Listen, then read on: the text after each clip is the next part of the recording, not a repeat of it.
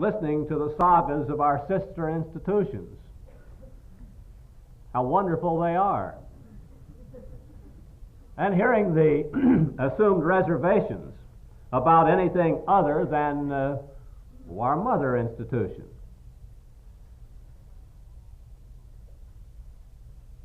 And then we went for long meetings and short meetings, sometimes getting in to hear a very short report to the legislative committee, to return to Muncie without having really accomplished much, except that, so far as I know, no meeting was called for either the advisory committee or for the selection committee when representatives of Ball State were not present, and on some occasions no other institution was represented. As a part of our preparation, we made a trip to Oxford, Ohio to study the program at Miami University. And there we found Mr. Stousland, who heads the Department of Architecture there, to be very helpful in suggesting important aspects of our own college that would contribute to our being chosen as a location. We went to observe the facilities that they have and to study the curriculum that they offer. And then, of course, in the short period that I'm to report to you this morning, I should concentrate rather heavily, I suspect, upon the visitation that was made by the Site Selection Committee. Well, very frankly, people, we knew from remarks that we heard rather continuously that many people in Indiana did not particularly regard the site of a teacher's college as appropriate to a professional school. We heard this on numerous occasions. Not a nasty kind of connotation, perhaps, but just assuming that it would go on the campus of a university. Consequently, we knew something of the size of the job that lay before us, and so we planned quite carefully for this visitation. Now, the visitations were laid out so that two schools were visited early in June of last year, and our visitation was scheduled for I believe it was June 30. We had invited the visiting team to come to the campus as soon as they finished their visitation at Indiana University. We knew they'd run a little bit late, but we said, have dinner with us, and then stay in the Student Center so that you'll be here ready to go early on Tuesday morning. Well, we had dinner with them, and we put our heads together after our visit during the evening, and I think we were rather generally agreed that the committee was here to continue the process it had started, that they would look at our campus, but that in fact their minds probably were pretty well made up when they arrived. In fact, during the evening, the chairman of the committee stated that he thought they would meet after their final visitation, which had been granted by the Chamber of Commerce in Indianapolis for a site location in Indianapolis, that immediately after they had visited with that group, they would meet, make the selection, and then write up their reports. Well, perhaps a few personalities would be important. Sometime much earlier in the year, I had heard Dean Burkhardt say to President Emmons, "I want this School of Architecture."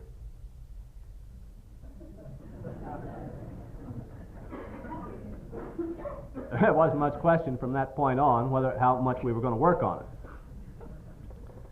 I suppose there was none who believed more thoroughly that Ball State would be chosen than Dr. Nichols. In fact, one of her colleagues at another institution said to her one day, "Certainly you don't think at Ball State that you're going to get the School of Architecture." And Alice proceeded to say, indeed she did. Well, few words do lots sometimes, don't they? Finally, this person said to her, "Well, on what basis do you anticipate it?" Well, she said, "On merit." She says, "No, we will get it and we'll get it on politics. And she said, no, you won't get it, and we'll get it on merit. So that's the kind of thing we were working with from that time on. Well, at our visitation, we packed the day as thoroughly as we could. On the morning of the visitation, President Emmons appeared, told why he thought it should be located here. Dean Burkhardt spoke, Dr. Bumb spoke. All of us had particular reports that we were responsible for. I should mention particularly Dr. Hannaford and his report on the urban planning program that we had well underway, not yet adopted, but one that had considerable interest to the architects as they saw what was available here on this campus. Then I want to just concentrate on a few key presentations that I think were especially important. One was our visit to the art gallery and the story as told by Dr. Nichols. She had exhibits set up in the gallery that she thought they might be interested in. What were they? Well, you may recall a few years ago we had an exhibit on Muncie metals. That was quite a fine exhibit, got quite a lot of attention. She brought part of that together. Then Ball Brothers brought out their display of epoxy, which is the new plastic that has been developed for floors, walls, tabletops, and so forth, that Dr. Nichols has also served in as a consultant in developing its beauty and its uses. Then we had a collection of works from architects in this area, where we'd simply written out and invited them to submit drawings of some of their projects in the recent past. Not a large number, just enough to kind of whet the appetite. We took them into the newly furnished East and West lounges, and of course made a stop there for coffee. Well, this became what they referred to as a living art program. More so, I think, than they said they were able to find at the other institutions or than was presented to them at other institutions. This was a key. Industrial arts was another key, but Lloyd Nelson will tell you about that, and I'm simply going to skip it. And then we come to the noon luncheon, when we had invited in the community to participate, community leaders, to participate in a program that we hoped would be convincing that it was more than a college, that we had community interest in the development of such a program. And this proved indeed to be most effective. We were the only school that used this and used it well. Well, I'll pass that.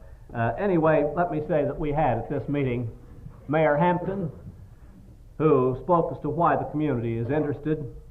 Whit Hanley, who was president of the Chamber of Commerce, spoke, as did William Creviston for the building industry, Mr. Murray for the utilities, Mr. Bone for manufacturing. Bill Craig was very effective representing the news media. We had leaders from all aspects of government and city. Bill Sutton as president of the city council, Joe Sutton as city controller. Then we had a county commissioner, we had a county councilman, we had selected architects from the area, but we were rather careful not to overcome them with architects, because the architects had already committed themselves not to take a stand as a group in favor of any particular site location. But we had enough invited in, enough who accepted our invitations, that we were exceedingly well pleased with the reaction that this created with the committee.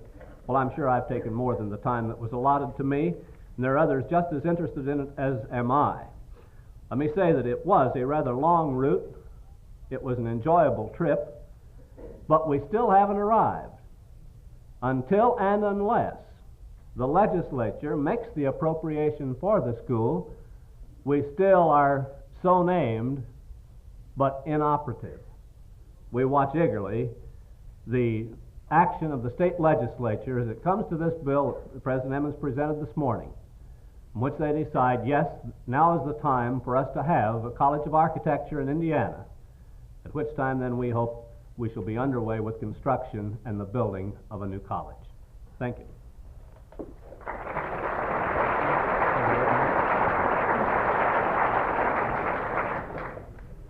Thank you very much, Dean Bell. You can see that the Dean of the Division of Fine and Applied Arts was very busy and made a significant contribution.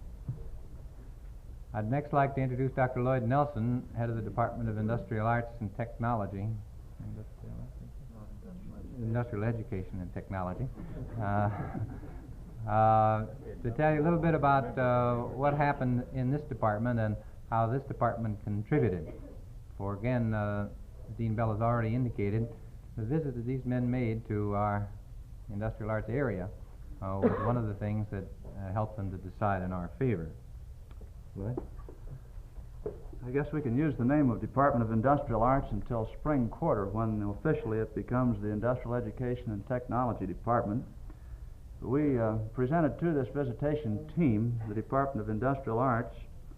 I think I had 12 minutes at that time to very hastily tell them about the department and then take them into the department for another half hour and let them observe. My assignment this morning is to do the same thing in 5 minutes, except for the tour. We emphasized with them, of course, the fact that we had courses in the department that were quite kindred to the architectural field. We had examined the curricula of many architectural schools to see what some of the courses might be that were similar to those being taught in our department. We felt that we saw several, but particularly in the areas of graphics and woods, and so we emphasized those.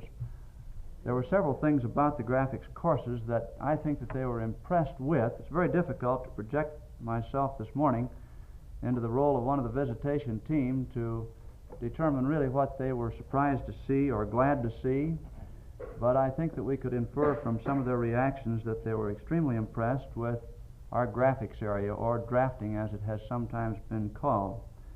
For in our department we don't teach drafting, especially the architectural drafting on the basis of how to draw a floor plan, but go into it much more in detail. In terms of the graphic statics, which is so fundamental to all architects, that is, solution of problems of forces on static members such as beams and trusses and this type of thing. Also in our approach to the architectural graphics specifically, methods of treating, for example, shades and shadows by the intersection of planes, and this is the emphasis in that particular course, or in those particular courses. Now also we emphasize in the way of architectural design some of the structural types of things, such as beam deflection, or the stresses and strains on structural members, the bending and shearing moments. And we go about this not from the mathematical approach, as is done in some engineering schools, but from the graphical approach. And I think that this was something of a surprise to them and of real interest to them. Two of the members of the team were overheard to say, as they were standing off in our department there, "Did you expect to find anything like this here?" And we were kind of pleased at this. I don't know what they expected to find, but we were glad that they were pleased. Now, other types of things we do in that graphics area center around some of the new construction methods, such as shell roof and cantilever roofs and this type of thing. And the students build models in there, and by improvisation do testing of these on a comparative method at the present time. And we had indicated to the architect some of our long-range proposals for additional facility.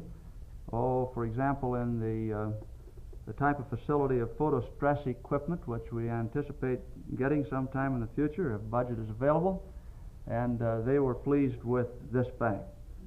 Another area in which they were especially interested, I feel, was the area of woods and wood technology. For in there, at that particular time when they came, Dr. Reams and in one of his classes had been doing some experimental work with box beam construction, which is a lightweight construction, and they had improvised deflection testing in there. Some of our local suppliers had brought out tons and tons of roofing material to load these beams with in order that deflection might be tested over a period of time.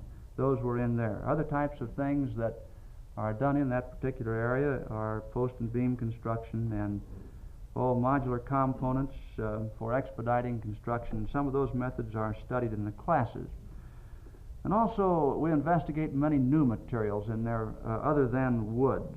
Many of the synthetic materials, and incidentally we have an area of synthetics and ceramics, which will be increasingly important in the years ahead, and which this architectural committee was glad to know about. Some other types of experimental work on adhesives as applied to woods and other types of building materials, particularly on masonry. They also had an opportunity to view what we were doing in wood lamination, not only from a construction standpoint, but from an aesthetic standpoint. And so these were some of the types of things that they had opportunity to view and expressed an interest in, and I think were surprised to see. One thing, too, that we emphasized with them was the fact that we have been traditionally teacher educators in our department, and many of our people go out to teach. And they teach, some of them, drafting and graphics in the high school, and we emphasized the fact that this might be a source of recruitment for a school of architecture. Well, my 5 minutes is up. I won't go on to tell you more about our department, but invite you to visit even as the visiting team did. Thank you.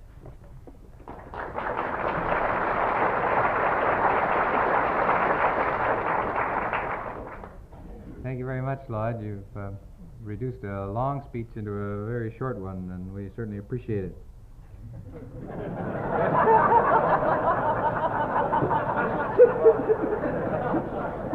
Takes talent, you know. Anybody can talk for an hour.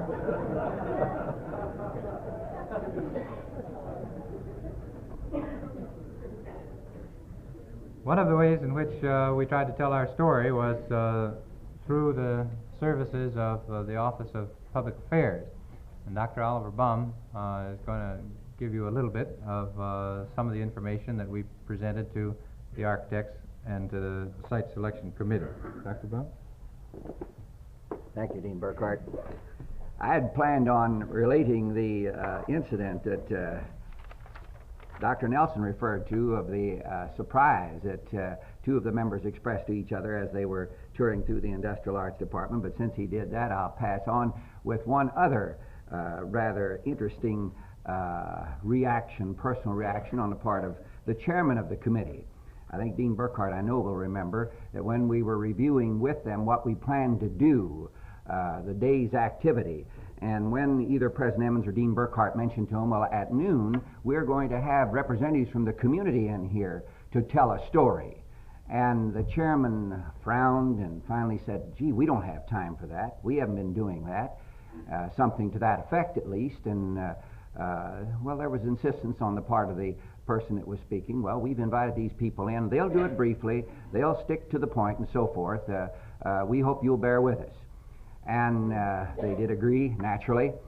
And the interesting thing, this person who was taking that attitude after the presentations that Dean Bell had referred to from the various representatives from the community, got up and lauded these community representatives for the tremendous job that they had done, the thinking and planning that had gone into their presentations, and he felt that the committee needed to thank them, but also maybe the committee would like to ask them questions to get further information from them and so on. So this was, I feel, one of the rather significant attitudes that were expressed while they were here.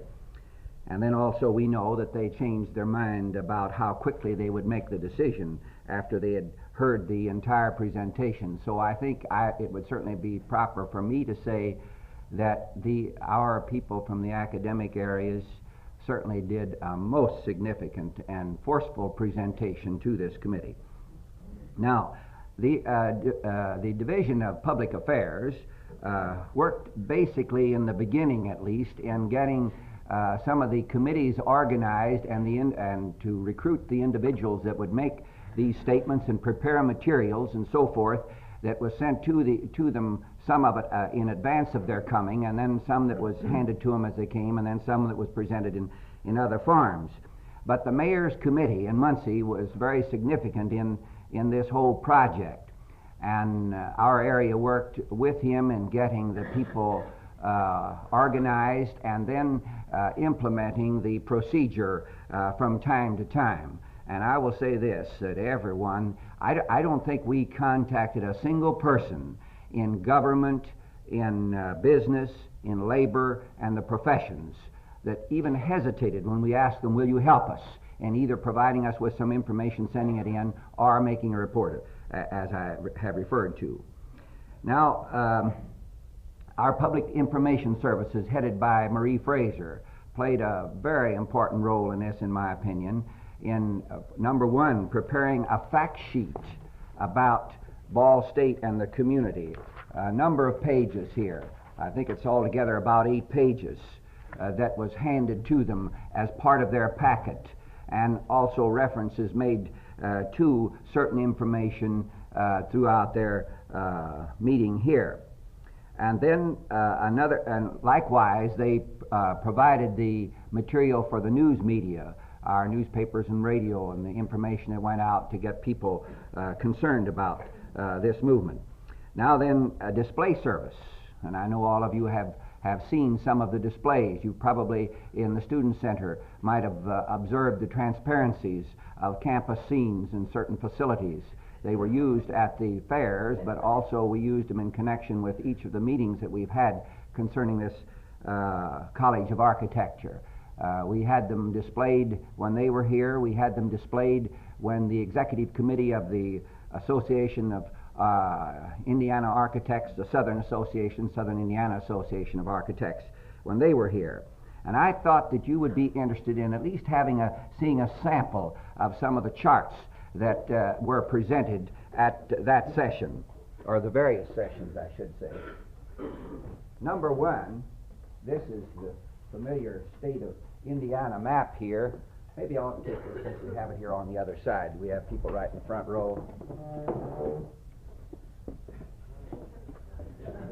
Turned out the lights.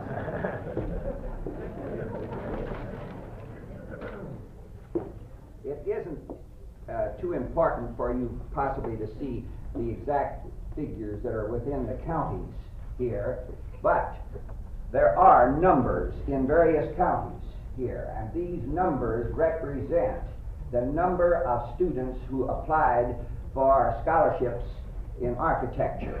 For instance, up here, the highest one is Lake County, 10.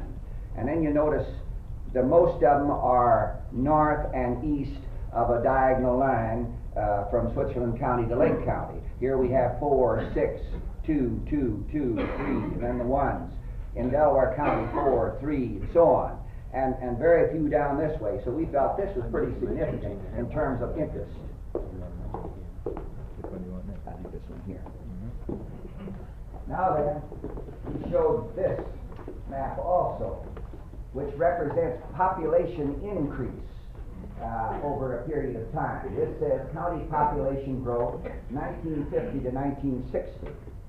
That which is this green color is represents the counties that had 20% or more increase in population in a 10-year period. And notice where they are. Pretty much in our area of the state, right here is where we are. Our county is one of the dark green counties. Then this lighter green is those represents the counties that increase 10 to 20%. That's fine. Evidently someone thought we were going to next slide. So there you see where they are. Now they're a little more down this way. And then the white counties show a 10% or 0 to 10% increase. The yellow show a decrease. They're the counties that actually had a decrease in population from 1950 to 1960. So we felt we're in a part of the state that certainly was up and moving. Now then, here's another one.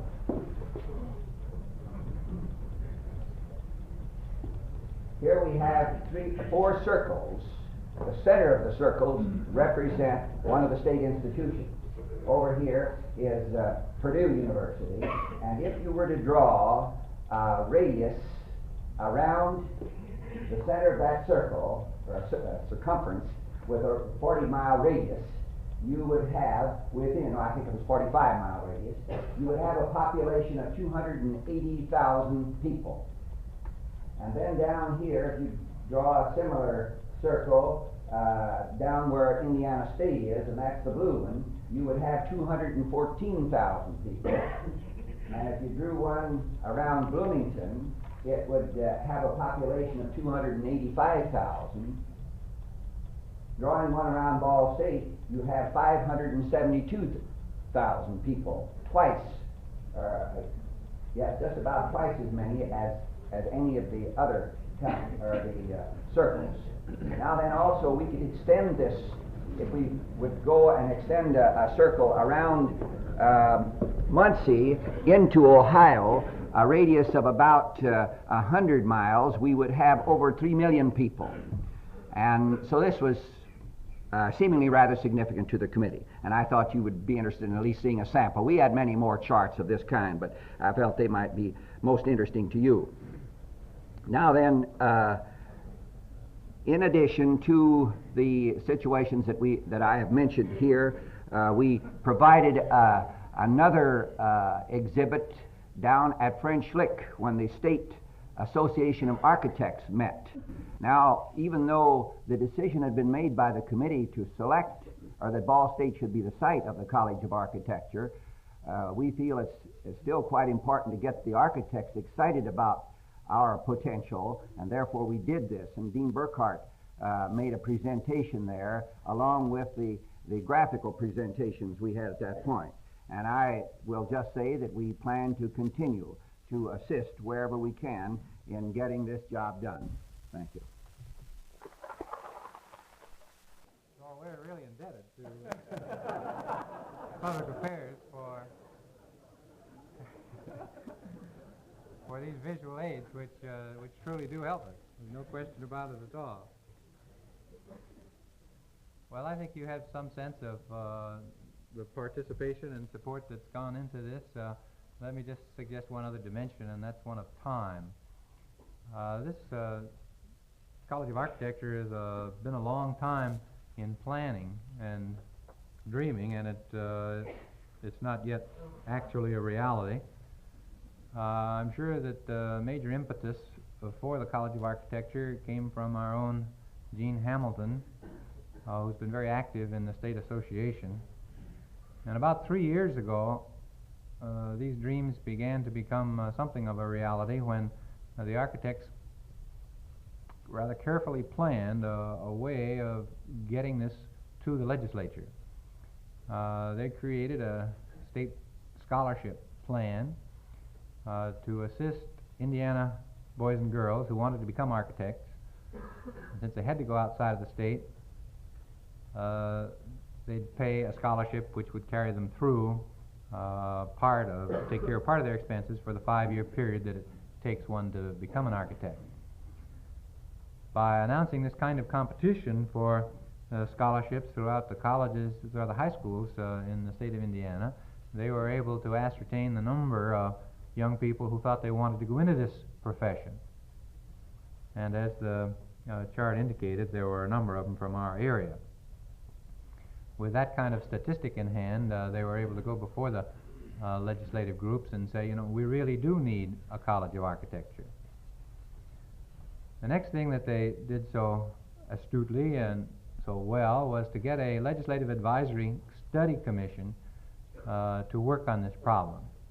That means that representatives from the legislature agreed to spend some time looking into the problem and seeing whether or not they would then recommend to the legislature a positive or a negative reaction. Usually when a legislative advisory commission works this hard, it comes up with a positive recommendation, I'm told. Mr. Morris Goodnight of Lafayette was the chairman of the commission, study committee, and Senator Ulrich was the Democratic senator who was to work with him. Senator Ulrich was from Aurora. There were several other people who worked on the committee, among them Mr. Seabury of Anderson, whose name's in the paper this morning. It would have been nice to have Mr. Goodnight re-elected, but he was a Republican, not a Democrat. I understand that he is presenting the proposal for the Legislative Advisory Study Committee to the meeting that's being held in Indianapolis today. The group first got together and invited the presidents of the 4 institutions to come and talk with the study committee and see who wanted to have a College of Architecture. And each one of the presidents said, well, College of Architecture would be interesting, but we don't have enough money now to take care of the students that we currently have. And if there is to be a College of Architecture, it'll be necessary for an additional appropriation to be granted. Then they appointed a committee to look into the question of feasibility. Was there really enough money in the state of Indiana? How much would it cost to run a College of Architecture? Second, what were the curricular opportunities already existing? And third, where should the college be located? In connection with this first problem, the matter of feasibility, I want to give credit to Mr. Philip Conklin and other members of our business affairs area for the work that they did in coming up with some statistics. And it was very interesting that there was a time in the discussions when it was quite clear that if the College of Architecture were located at Indiana State or at Ball State, we believed that we could conduct such a college less expensively than either of the two universities. But after some discussion, it was agreed to wipe out any differences between the four institutions. Whichever institution got the school was going to have to compete in Big Ten terms, and therefore there are no differences between the institutions as far as cost was concerned. This was either a plus or a minus, depending on how you looked at it. The committee then turned to the question of curriculum and made some comparative charts, and a lot of people thought that, well, the logical place for a College of Architecture is in an engineering school. Well, obviously Purdue has lots of engineering courses, and it seemed a foregone conclusion that it should be located there.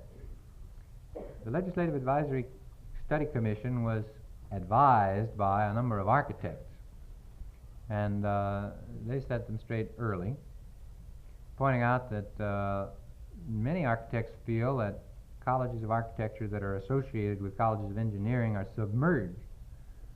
This is only one of the disciplines which contributes to architecture. Art, as a matter of fact, is probably more important in thinking of architects at the moment in the development of a good College of Architecture than is engineering. So we have a very strong art department. Purdue has a very strong engineering college and area, and we balance these off. So it appeared that after a while that there really weren't any clear directions that one could take by trying to contrast the curriculum of one institution against the curriculum of another institution.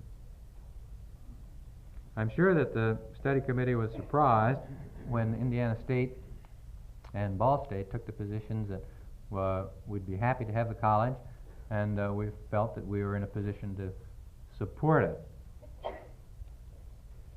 I'm sure that Representative Goodnight really hoped that there in Indianapolis he was going to be able to arrive at a solution, a decision about which of the universities to select.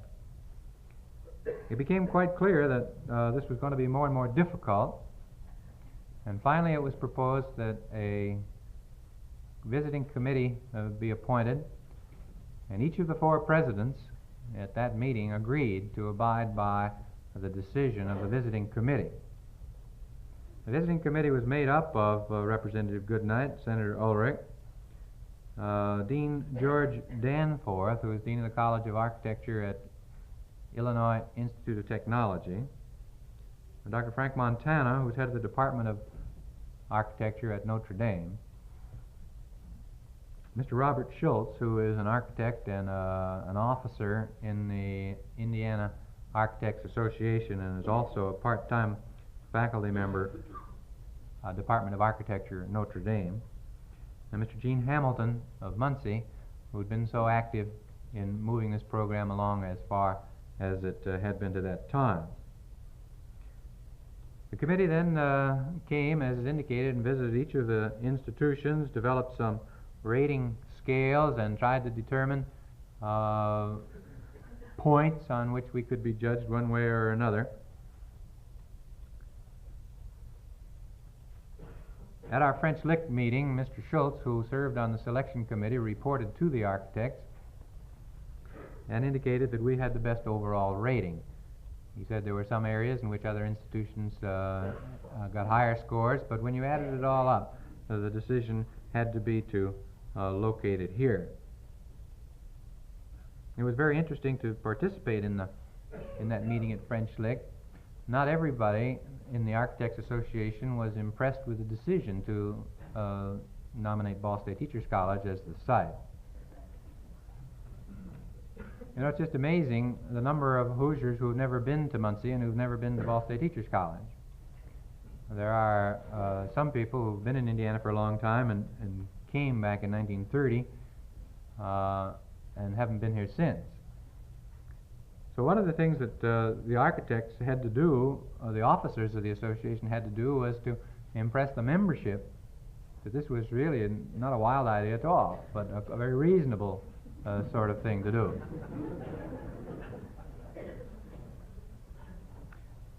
So in that sense, Dr. Nicholas and I were invited to come and talk to the group, and we used some very fine slides that had been prepared by Marie Fraser. But I contend that my very best audiovisual aid in my presentation to the architects was Alice Nichols. And they all agreed. That was the way I introduced her. We've sent to all the architects in the state of Indiana the information that Marie Fraser prepared with a very frank letter indicating that we understand that they might be surprised if they'd never been here, if they're carrying around a stereotype in their minds of what they think a teacher's college is. Naturally, they're uninformed, and have had some response to that. This Saturday, we will have on campus as many of the architects from the northern part of the state as we can persuade to come over the slippery roads to hear another presentation. This way, we hope that they will be reinforced in their original desire to have a College of Architecture and be enthusiastic in their support for having it at Ball State Teachers College. There were 3 or 4 points that I think that, in summary, that we tried to make when we presented our case to the visiting committee. We said that we had a faculty that was quite competent to provide the supporting courses that were necessary, and were the kind of people that architects who were going to be professors of architecture would enjoy being associated with. We said that our location in the state of Indiana was such that if this site was selected, it would serve the greatest number of citizens of the state. We said we believed that community support was important, and you've heard this so many times, maybe you don't like to hear it anymore, but the fact of the matter is it is a little different, and it made a contribution.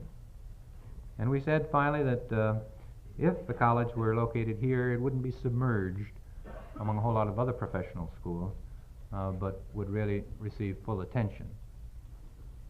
I was most pleased and interested to hear Mr. Schultz suggest to the architects at the French Lick meeting that indeed one of the things that, among the things that caused the group to turn to this institution finally, were the notion of a living art gallery rather than a dead museum, the notion of an alive and imaginative industrial arts program, the enthusiasm and that they felt the people who presented our materials radiated, so that they were very confident that a College of Architecture would indeed be well received, and they were completely captivated by the support of the community that was indicated by the people who spoke. These then are some things of which we can be very proud, and some things which can help us in other areas as we move forward and attempt to work in other fields. As Dr. Bumb has pointed out, the legislature hasn't met. The legislature has not yet voted the money. There are threats of political opposition even now. It may be that in the end we won't have the College of Architecture. I don't want to believe that, but I don't think it's going to turn out that way, but legislators have to vote for it, and they have to vote for $1 million to build a new building, and what is it, $600,000 to start for the first year. They may not wish to spend that much money, but we hope that they will. I said that it was a long time coming. Even after it arrives, it'll be a long time developing into final production, for we estimate that it'll be about 7 years from January 1965 before our first graduates are ready to go out into the world. It'll take a year to build the building, and a year to assemble the faculty, and 5 years to produce a bachelor's degree in architecture. So it's a long time coming.